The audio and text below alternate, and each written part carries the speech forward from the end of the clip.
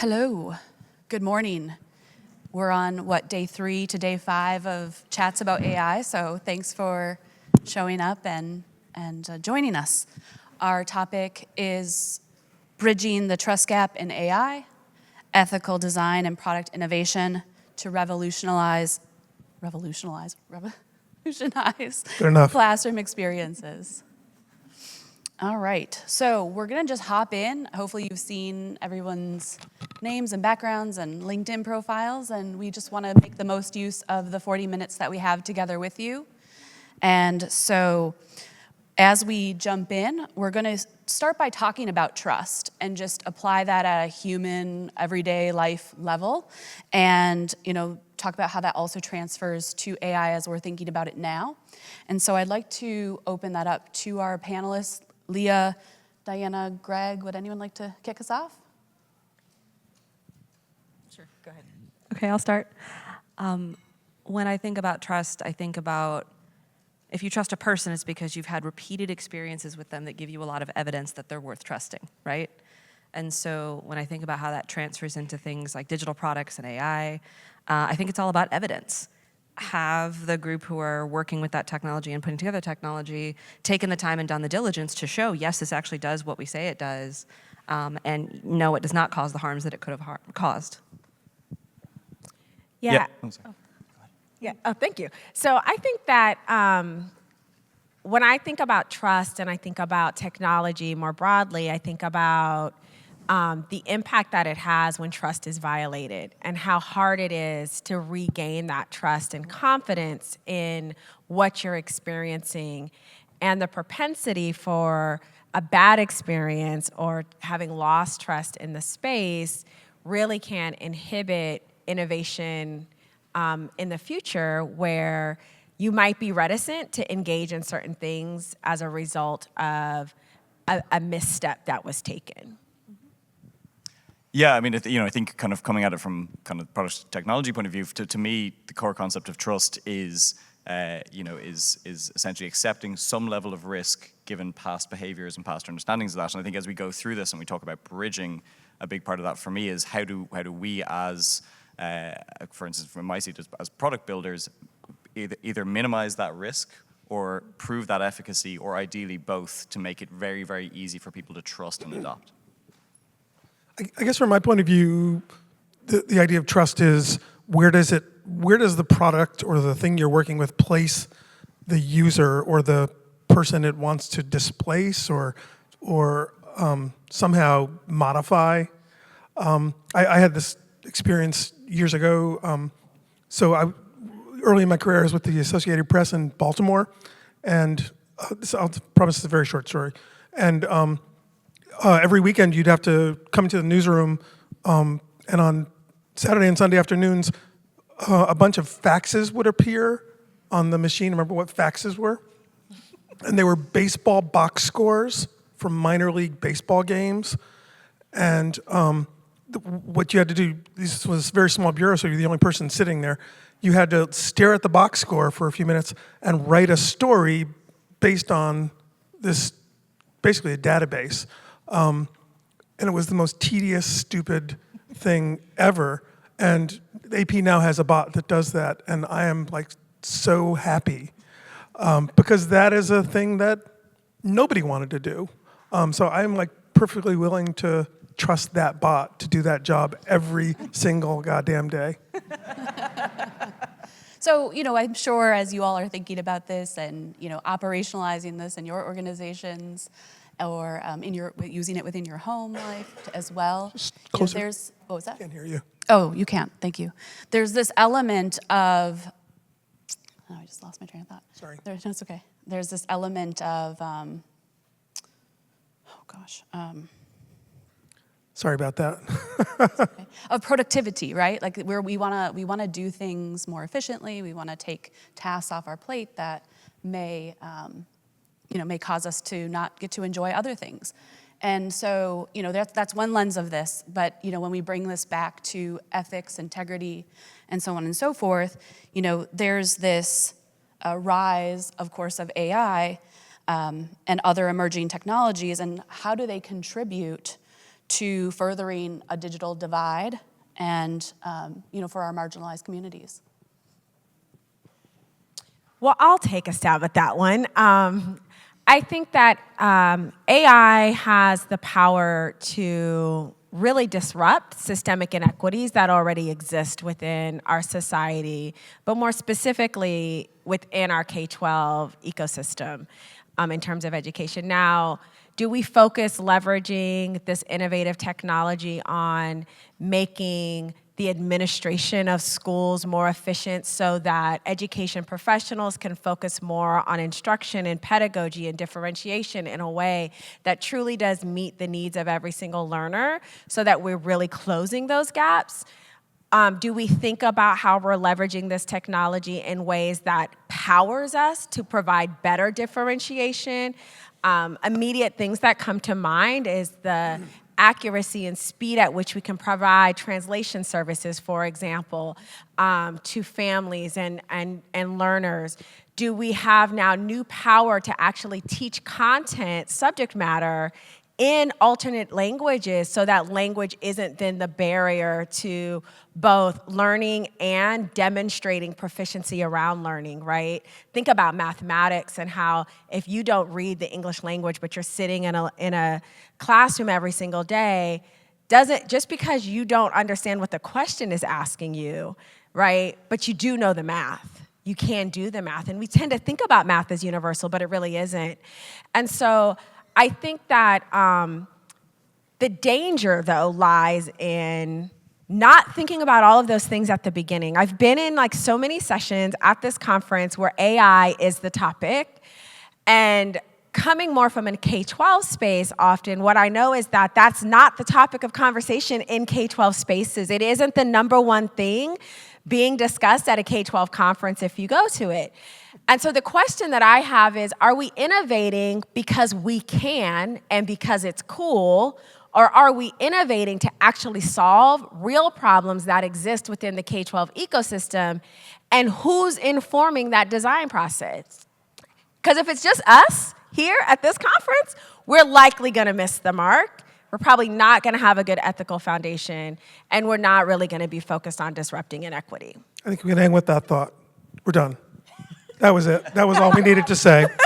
Yeah, we're done. I think there's a really interesting piece that we need to acknowledge here, which is if we were having this same conversation about AI and its involvement with teachers 10 or 15 years ago, there would have been uproar, right? Literally, it would have been the biggest piece of coverage you can possibly get. The reality is that's not happening now because we simply don't have enough teachers. We have widening education gaps, and one of the things we've been looking in the area of writing feedback and speaking to people who are much closer to kind of state and benchmarking elements. One of the things they called out was they are looking less and less at writing skills because the reality is that teachers do not have the time to intervene to the needed level, and the teacher resourcing isn't there to do it. So what's happening in those scenarios, when you look at it through an AI lens, is you have the potential to not replace anything, but fill a gap that is going to only widen and widen if we don't act in that area. I guess, I feel like that's an important thing you guys are saying especially at this conference, because my feeling is that most of the sessions I've been to here have been kind of misguided and kind of brute force. There's a lot of, I was just at just getting a cup of tea the other day, and in that little auditorium downstairs, and they were playing one of the keynotes with Michael Crow, who's the boss of ASU+GSV, and he was talking about how what a bad experience he had in school, and how his mission is now. I hope he's not in the. Well, actually, if he's in the room, it doesn't matter. How it was now his mission in life to fix our schools, and just somebody hearing that casually be like, yeah, good for you, Michael Crow. And I feel like, that's the stupidest way to think about it. It's it's the wrong verb, because fixing means there's something's inherently broken. And I think you have to think with a little more nuance than that. Because once you think I'm fixing something, it's kind of like the sky's the limit. I can do any damn thing, and people will cheer. I think to that point, though, when we think about the K-12 ecosystem as a whole, so for everyone in the room who's ever worked in a school, who's provided instructional materials, written content for children, who really are more focused in the instruction and pedagogy side of the house, when we think about education and COVID, right? COVID did not disrupt the K-12 education system.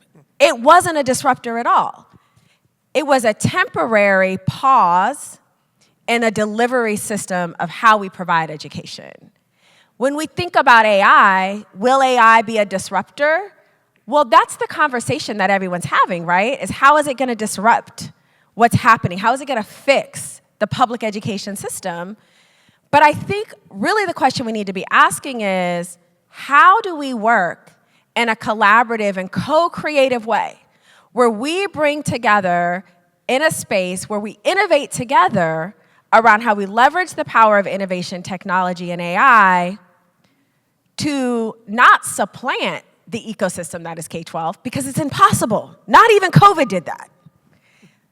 But how do we actually, in a nuanced way, address the challenges and mitigate the barriers that both educators and students at the end of the day are experiencing?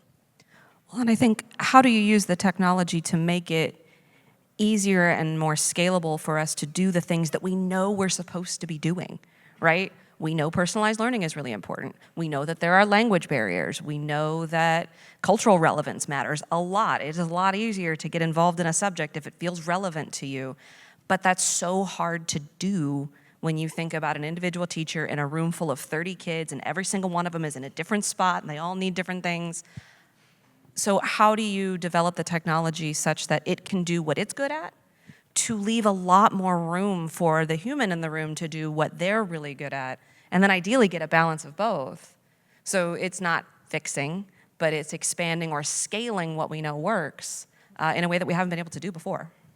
Yeah, I think there's always a big problem at anywhere where education meets technology and private equity, that everybody starts off from the buzzwords, right? It's like, I'm going to revolutionize education through the gig economy, blockchain, and AI, and then I figure out what my solution's going to be afterwards.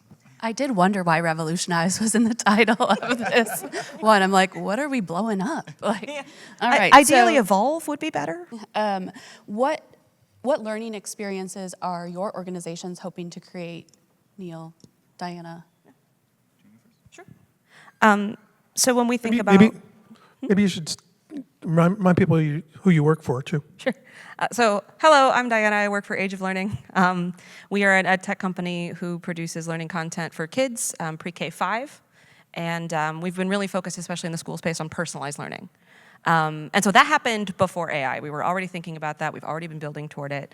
And so when we think about how do we use AI for that process, we're thinking about exactly what we were just saying. How do we do more of that? How do we do it more precisely? How do we do it better? So for example, think about if I have a lesson in how to read in phonics and it comes from 2nd grade. If I have a really precocious 1st grader who needs that lesson, but I also have a 4th grader who's behind and needs that lesson, I don't want to teach those 2 kids the same way. Or if I have a child whose first language is in English and they need that lesson, I want to teach it a little different. And so the way that we're thinking about incorporating AI into what we're doing is not, and now we will personalize, because we were doing that all along, but how do we get even more precise and even more specific to that student so they're getting exactly what they need when they need it, and we're removing as much friction as possible? Sure, and so I'm Neil, I'm with Learnosity. So our approach has kind of been twofold. We kind of have 2 streams.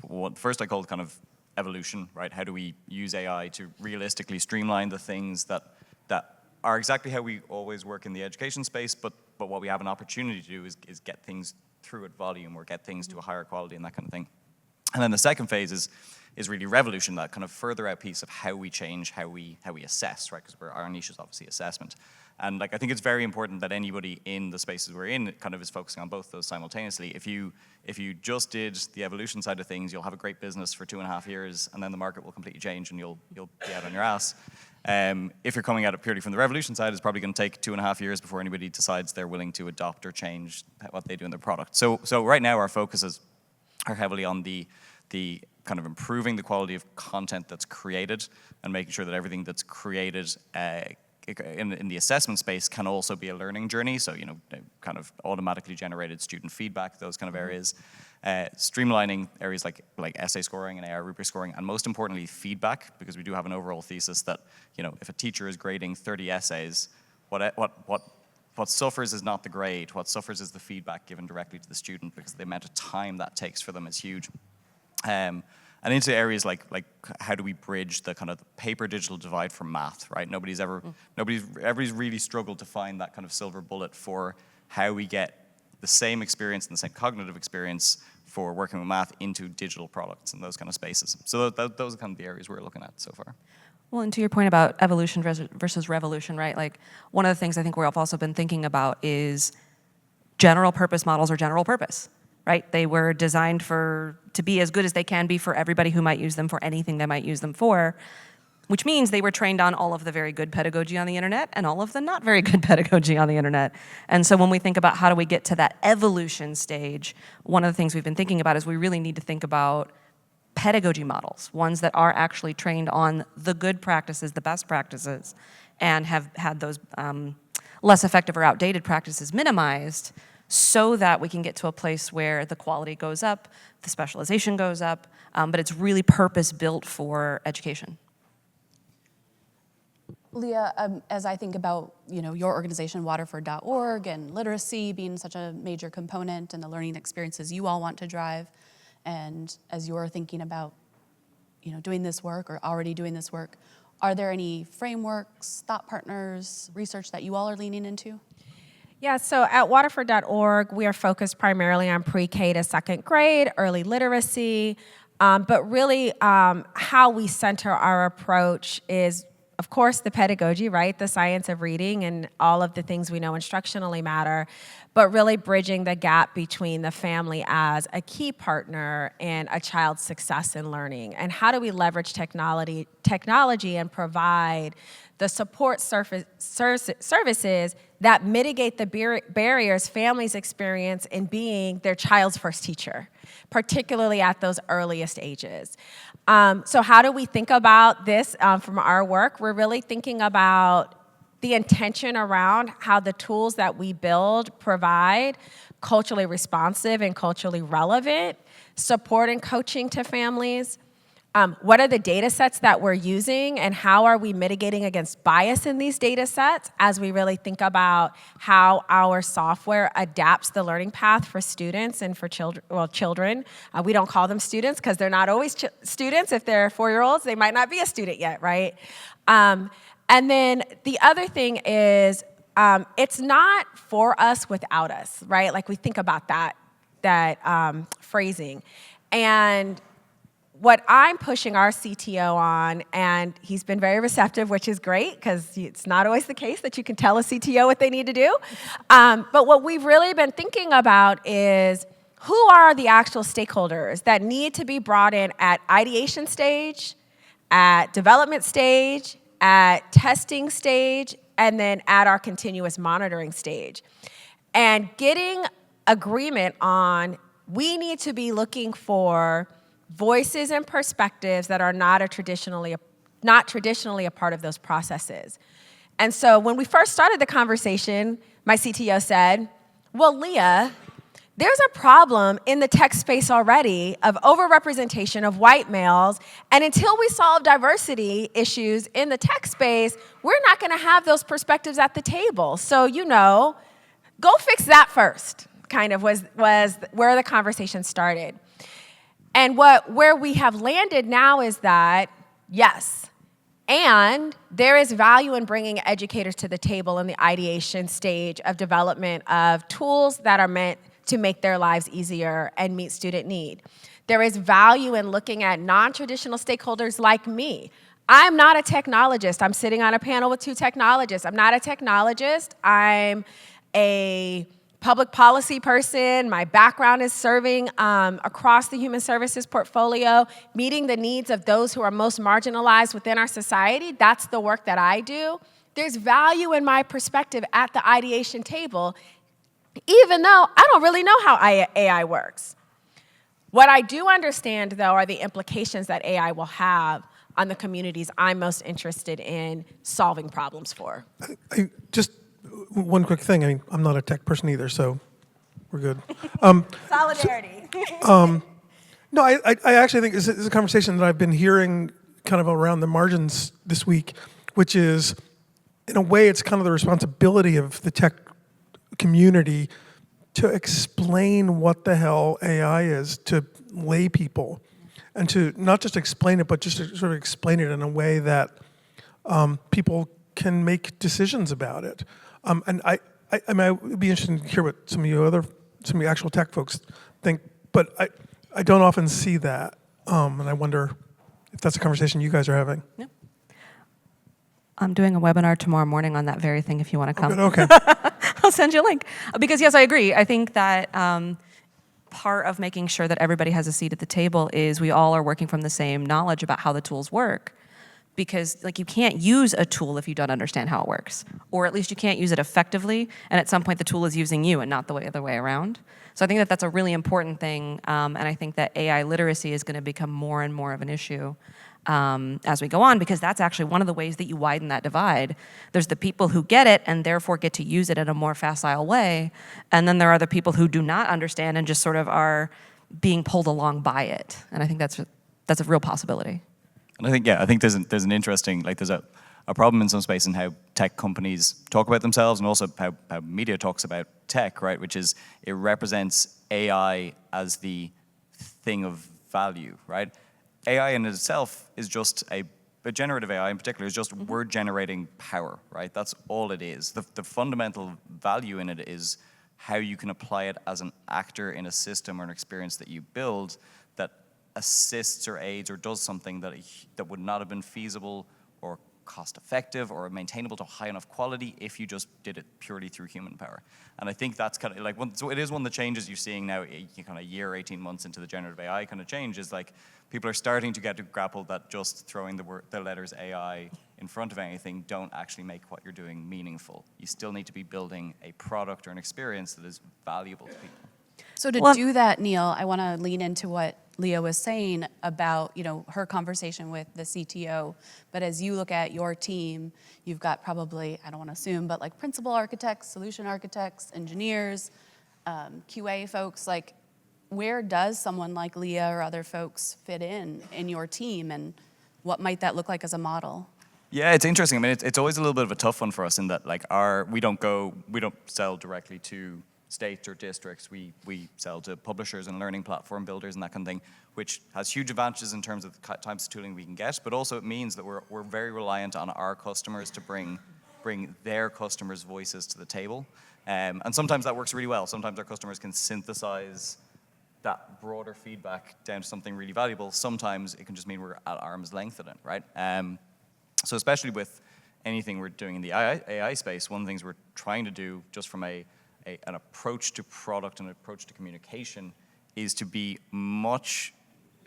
get out there and get talking about the areas we are looking at much earlier in the product life cycle, to be able to invite that feedback and get that feedback from a broader base, and go, okay, and get that kind of, as kind of Leah, as you said, kind of that early intervention stage things where people with real learned experiences can guide us at, like, the proof of concept phase of that product, to not have us get all the way through to the end of delivering something and then people take it and put it in the classroom and go, oh, this doesn't work in the way that it needs to for how we work.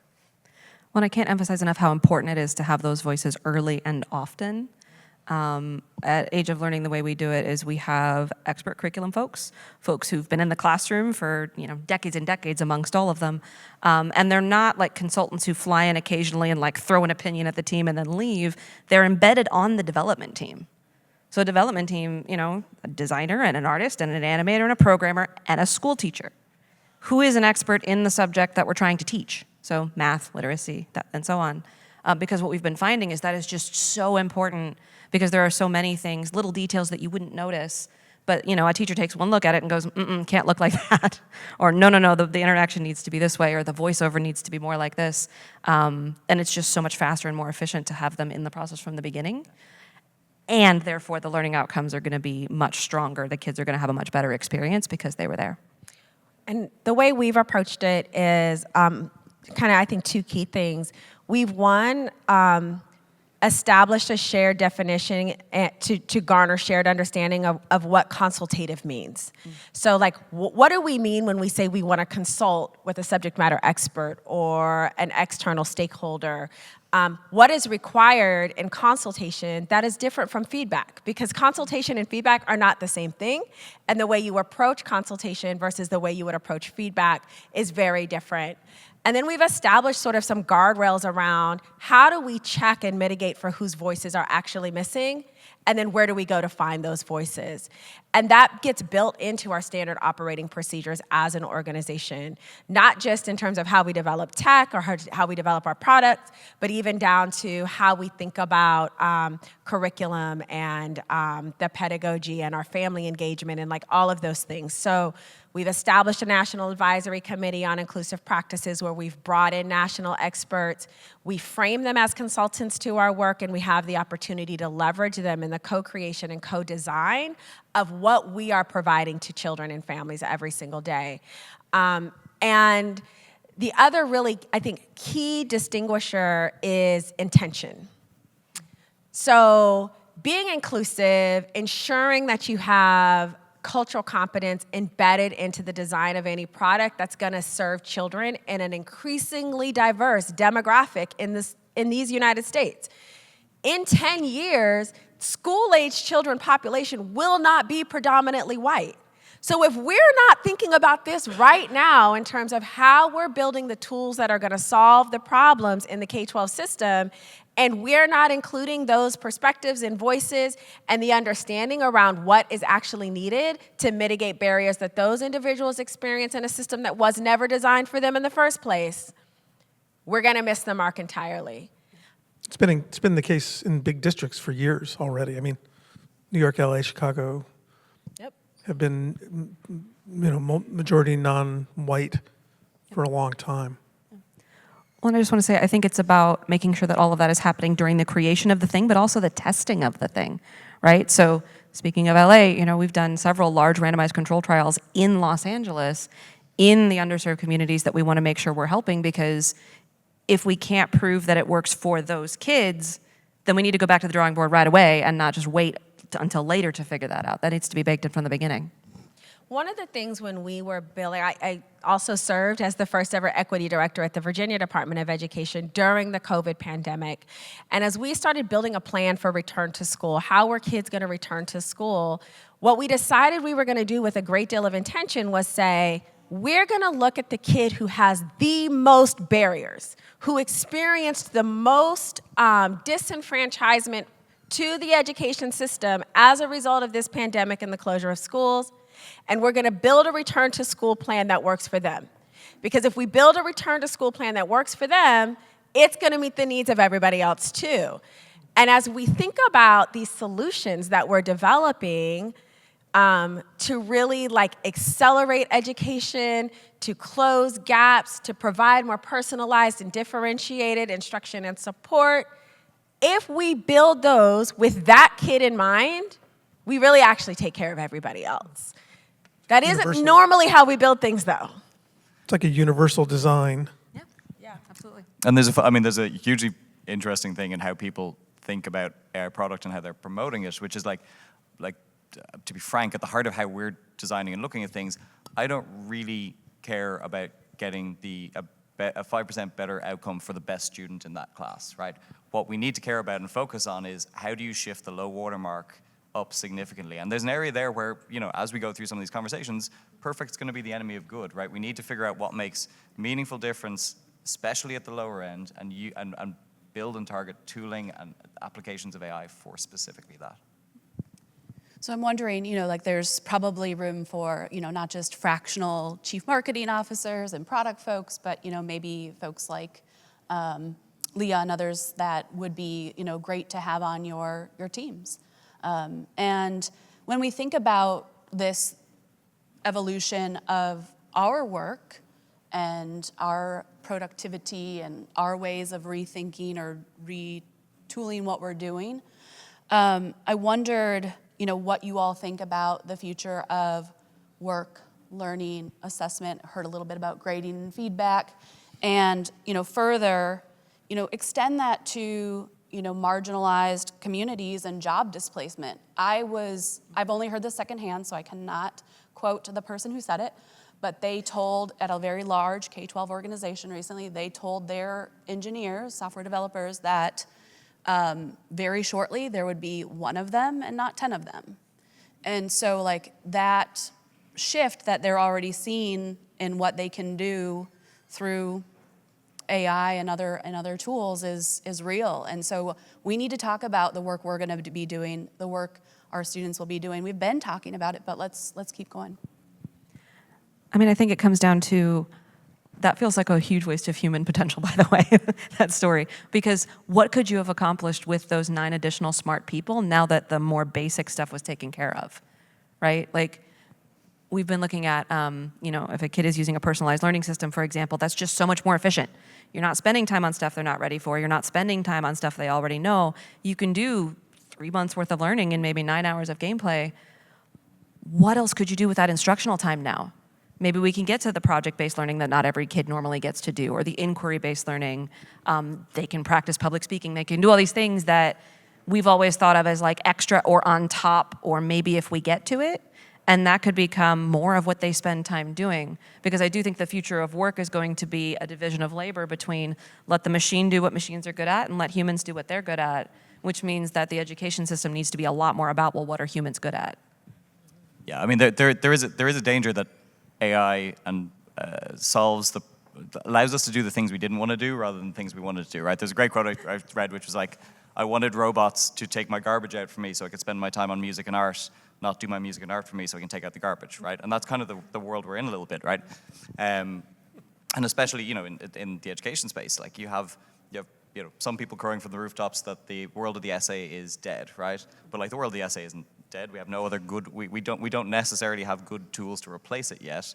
So you got to be careful then you don't end up in these backward steps, right? I've ended up in conversations where people are saying, well, we still need essays, but we can't be sure that they're not going to be GPT generated, so we're going to take a step back to paper, pencil, and like classroom environments. You're like, we need to safeguard against those things. I don't think the industry is ready for a lot of how we actually assess kids to change overnight, and I think that's going to be a conversation that bleeds on for another, a minimum of 2 years and a maximum of 15, 20. And the problem is we don't have the background data to know if the model that we'll choose to bring in has the right efficacy for it. The other way to think about it is, let the AI help the kid write the essay. Exactly. I mean, because when you think about it, what is the purpose of an assessment anyways? Are we giving assessments just for assessment's sake? Like, what is the purpose? What is the purpose of school? Are we trying to prepare critical thinkers for the future who can solve the more complex problems that we can't even contemplate as of yet? Or do we want to make sure they have subject noun agreement? When I can look that up, right? And so a lot of times when I think about this, I think about the calculator. When I was at the Department of Education, I had a parent call, and they were complaining about their school. Sometimes they did call the Department of Education to complain about a school. Imagine that, the state superintendent's office. And this mom was really upset because her son was being retained in 8th grade because he didn't know how to multiply. That was her understanding of why he was being retained. And she said, if they had never taught him how to use a calculator, he would know how to multiply. Now, of course, I've got way more questions. I'm like, how did your son get to 8th grade and you didn't know he couldn't multiply? Right? Like, that's a really important question. Something was missed along the way. But what I said to her was, but if your son doesn't know how to use a calculator, he's not employable. Because there isn't a single job that you can have today where you're not going to be asked to use a calculating device of some sort. Even a landscaper is going to use a calculator to figure out how much seed they need to cover the square footage, right? We're not sitting out with an abacus or our fingers and hands figuring those things out. And I think that AI, and when I think about, I have kids, I'm a mom, I've got one daughter who says, ChatGPT is cheating. You shouldn't use it at all. And then I've got another daughter who's like, I use ChatGPT all the time because it helps me get started. It helps me generate my thoughts quicker. Now, is it more important that we teach kids how to use ChatGPT to leverage information to put forth an argument that accurately conveys the communication they're trying to share? Because that's how I use ChatGPT at work, right? That's the real application. So again, like, what are assessments for? Why are we asking kids to write an essay? Who's been asked to write an essay at work? Maybe you, because you're a writer, but I don't have to write essays at work, right? Everything I do is AI generated. Everything. So, kidding. I think you made a great point. I mean, this idea about assessments. I was just had a little demo about LAUSD's their new little dashboard called Ed. Have you guys seen this thing? And one of the things it does is it basically lets parents day to day, as many times a day as they want, check up on like where their kids' proficiency in math and reading is, how many days of school they've missed, all kinds of these little indicators that I think would get to the point that you're kind of thinking about. I had another thought, but I will let you guys continue with this. Yeah, I think there's a really interesting, like, as we look towards how you change that, there's tons of plagiarism checkers that are all pivoting the space, right? None of them are going to be very effective, the reality. So, like, I think what you need to do is you need to pivot that into a learning opportunity. Like, you turn around and give a student an essay, what if you make them defend that essay afterwards, right? Worst case scenario, even if that essay has been generated by GPT-4, they still had to go read it, digest it, analyze it, understand it to be able to defend it. Like, that's getting a good learning outcome out of the structures you put in place there, rather than just putting barriers in front of kids. Well, I think that's what work will look like in the future, right? Like, what you're actually talking about is let's train kids how to be leaders and managers, and not the person with the pencil. And that's an important skill. How do you guide that tool, like a ChatGPT, to say what you want to say, how you wanted to say it, by making the point you wanted? It may be about, kind of like we do in math, like show your work. How did you get the AI to generate this body of text, and were you happy with it, and what feedback did you give it, and that sort of thing. What an excellent set of skills to have going into the future. For the record, I talked to a college president a couple weeks ago who said she hadn't written a thank you note in 6 months. That she's just basically handed it off to ChatGPT. We're hearing that about college recommendations letters too. And recommendations too, But yeah. Greg, what are you writing about these days? I'd like to kind of hear, a couple of article titles, and then I want to hear from our panelists, the other panelists, what do they want you to be writing about? What do they need? What do they want me to be writing about? So we'll We have ask 2 them minutes. after we hear a little bit about what you're writing about. I just point your attention to, in between the water coolers, there is a little retro print edition we made just for this. I've been writing about, in short, I have a piece in that print edition about AI tutoring and why it's problematic and fraught, and tells the to me until now untold story of how IBM spent $10 million or $100 million to create a tutor bot that didn't work, and why. Some really interesting stuff that I learned about AI and kids and engagement that was just sort of left out of the equation. We've kind of touched upon it a little bit here. Leah, quickly, what would you like Greg to write about? I would like you to I didn't be... sign up for this. Wait a minute. Get your pen ready. Okay, go ahead. I would like you to be writing about who is not in the conversation, and who is solving for that well, and who is not. I would say not just what's possible, but what's actually working and what isn't, like in the real world, not in the maybe we could way. Yeah. And I think kind of focusing on that evolution revolution piece a little bit. Like, I was down at the air show there at the weekend, and I saw a lot of what I consider like first wave AI ed tech companies. Right, the use case is relatively veneer. It's it's streamlining something. There's little shoots of that second wave of things that are really different from how we think about it now. And I think the more airtime we can give the thought process around that, the better the whole industry is served. And we might have time for one or two of you to chime in here. What would you like Greg to write about? What? How are people engaging students and families in actually creating systems, including like their ownership of their own data? Yeah, one more.